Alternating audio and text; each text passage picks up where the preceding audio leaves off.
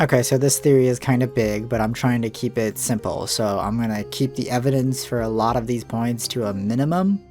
But to go over what we are going to be talking about in this video, we are going to be covering Chris, Des, the Vessel, Gaster, and the Knight, and how they are all connected with each other, and one of the main themes of the game, which is fate versus free will.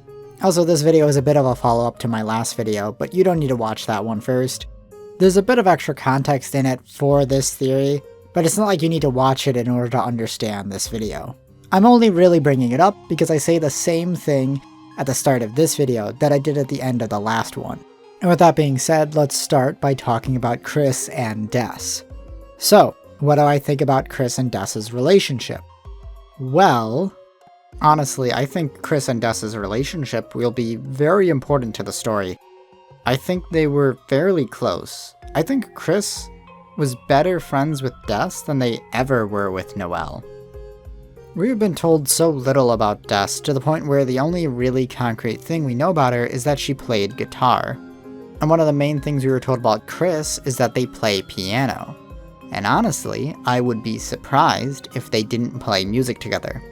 Like looking back at the Spamton sweepstakes, specifically the one Noelle post about Chris playing piano at her house and then stopping when Noelle walks into the room, a lot of people are still questioning the meaning of this.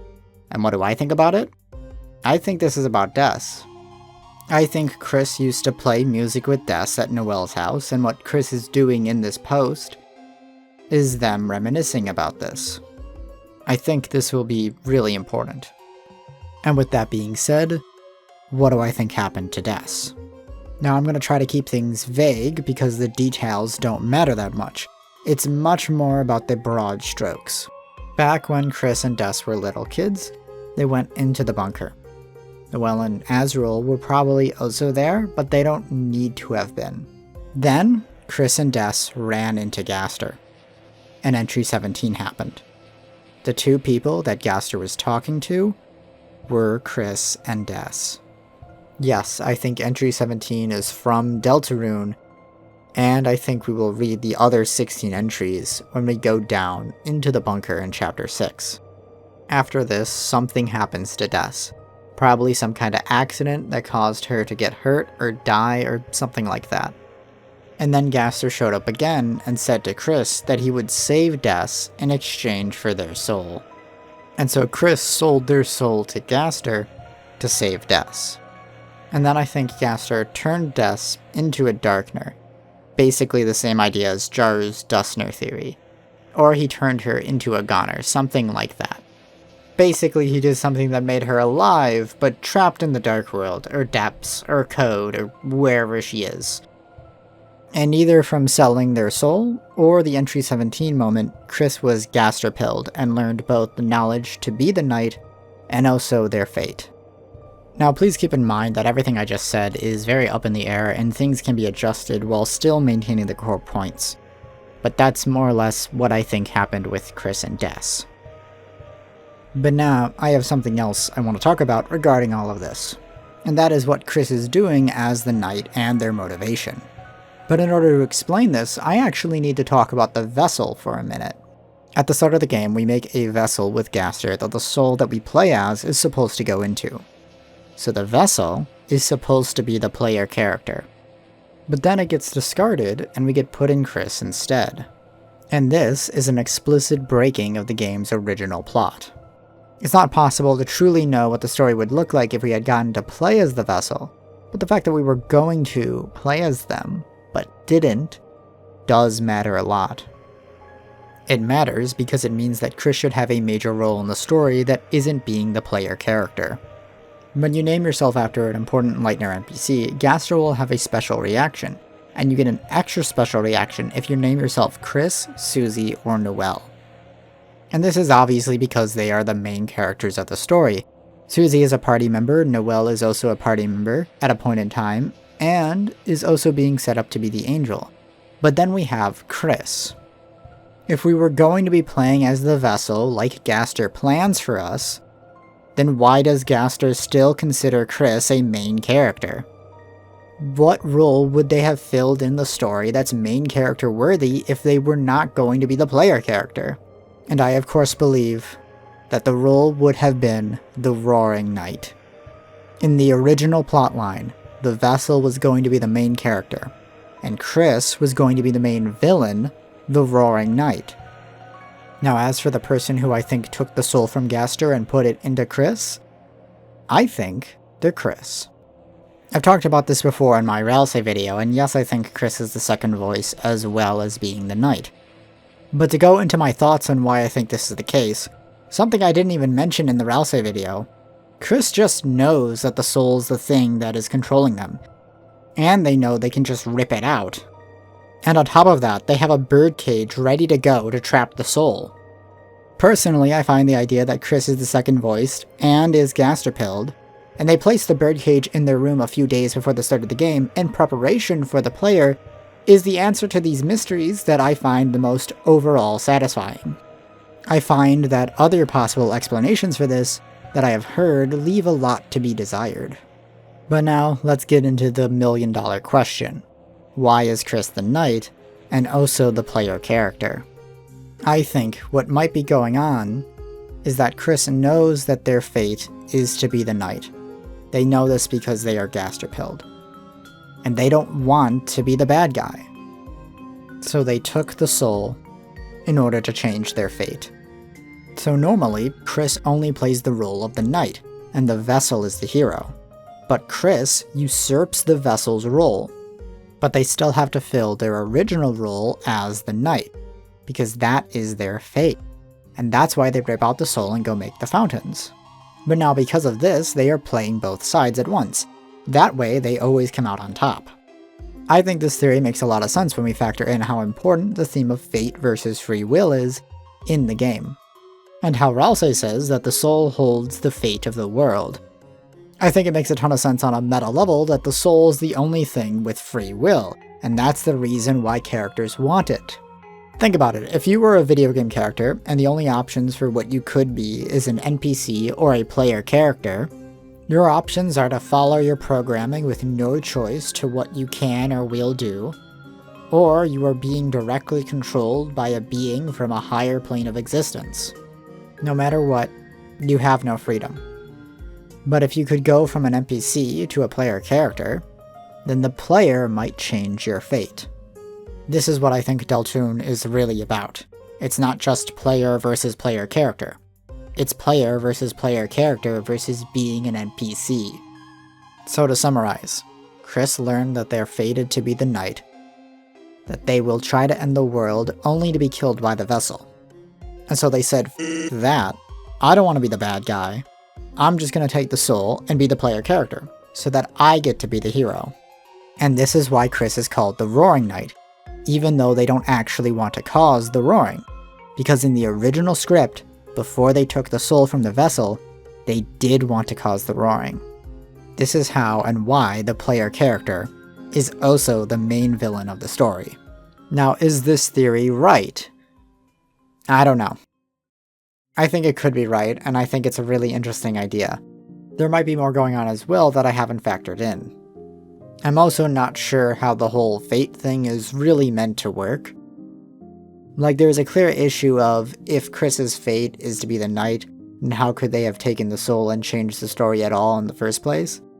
And I guess the answer for that is their real fate was to try and change their fate. Which does make things a bit weird, but really that's kind of what you would have to do in order to have a story like this. Or maybe the logic is that the soul, or the player more specifically, radiates free will, like just being near it allows you to change fate or something. I don't know, I'm just spitballing here. Though again, it could be something else. I think it's very possible that the core of this theory is correct, but I don't have all the pieces right. And also to clarify, I do think that while Chris is working off of the original storyline, they do have a new plan that they are working towards. So before they were making the fountains to start the roaring, now they are making the fountains to do something else. Now what is that something else? Well, that's a bit more complicated. I've talked about this before in my Ralsei video, but basically what I think Chris is trying to do is open dark fountains so that the player can then go seal them. When we do this, Chris gets more powerful as they gain a level and get the Darkners we recruit.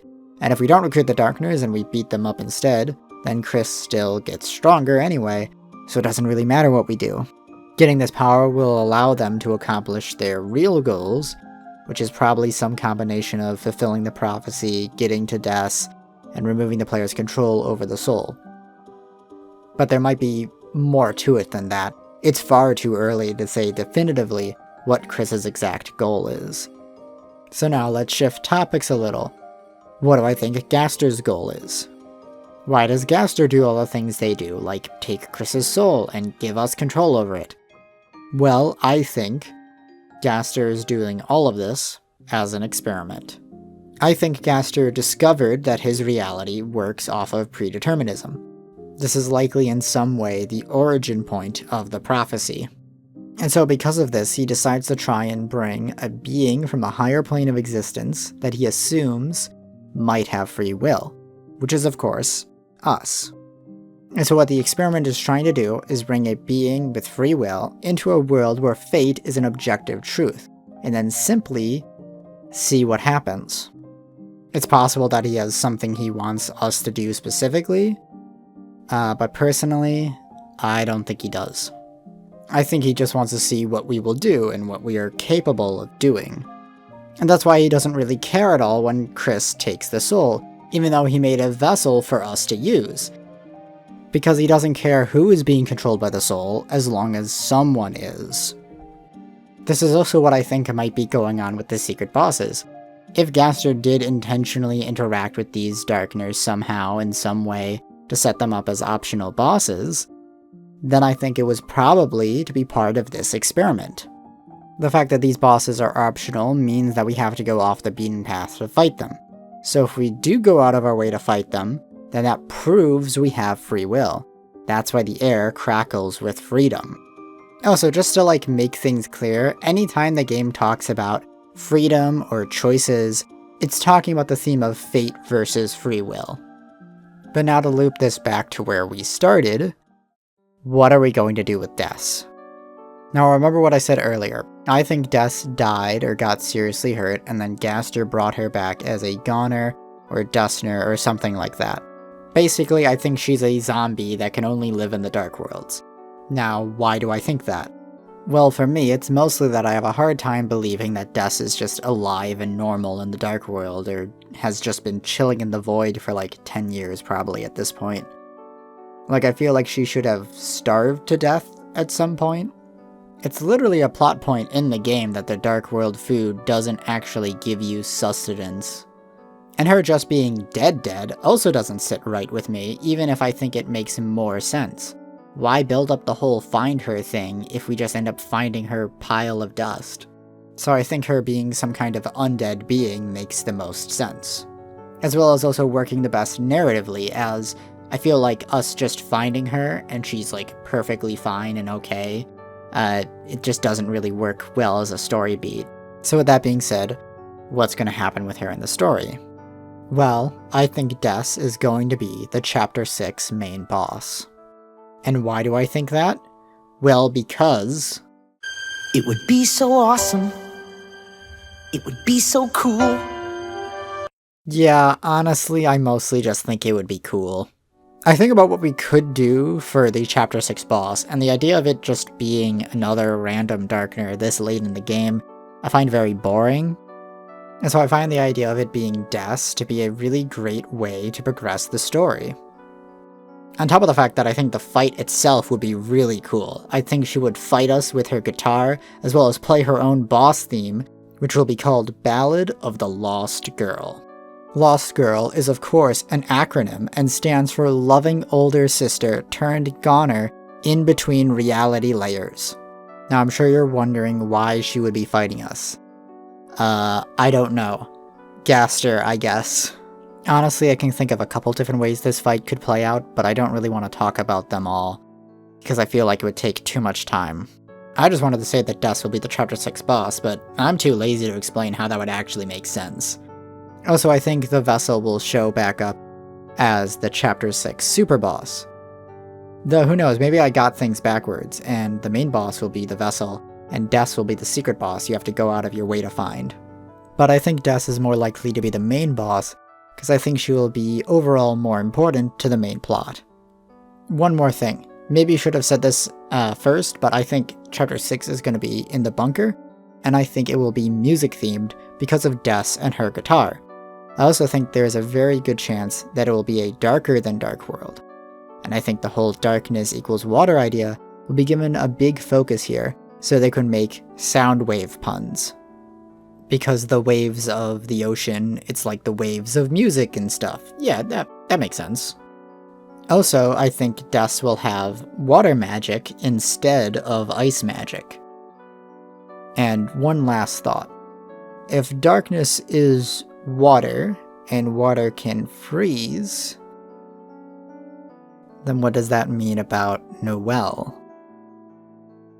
Okay, I'm throwing this in at the very end because I didn't think about it until like after I had finished all the video and stuff.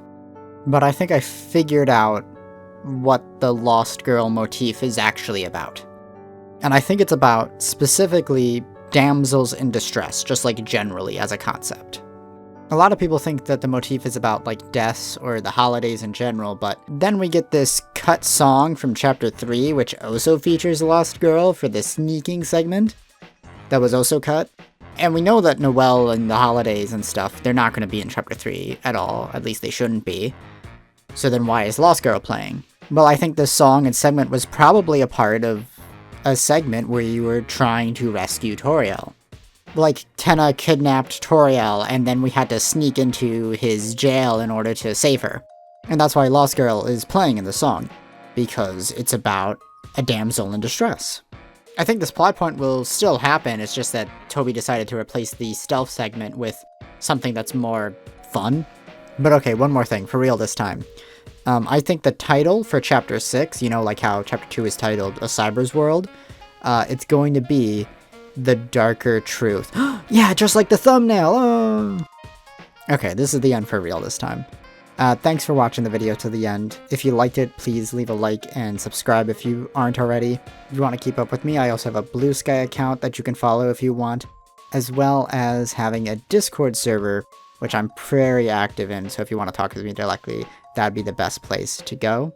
And if you join the Discord server before the new chapters drop, you'll get a special early supporter role. And if you want to support the channel directly, you can do so over on my Ko-Fi. This channel isn't monetized in any other way, so direct support from viewers is the only money I make off this channel. And you can find links to everything I just mentioned in the description. This is going to be my last big video before the new chapters drop, but I do have plans to cover the trailer and final newsletter when those happen. I also want to find some time to do some pre-release theory live stream stuff, to at least try and talk about a few things that I wanted to talk about more but then didn't really get as much of a chance to as I wanted. Looking back at all the videos I made over the last, well, almost 2 years now, there's always at least one thing that I wish I had talked about a bit more. Like, in retrospect, I really should have talked about the knife point back in the TV dialogue video. But oh well. Maybe I'll talk about that on a live stream or something. But I guess that's it for now. See you when the trailer drops.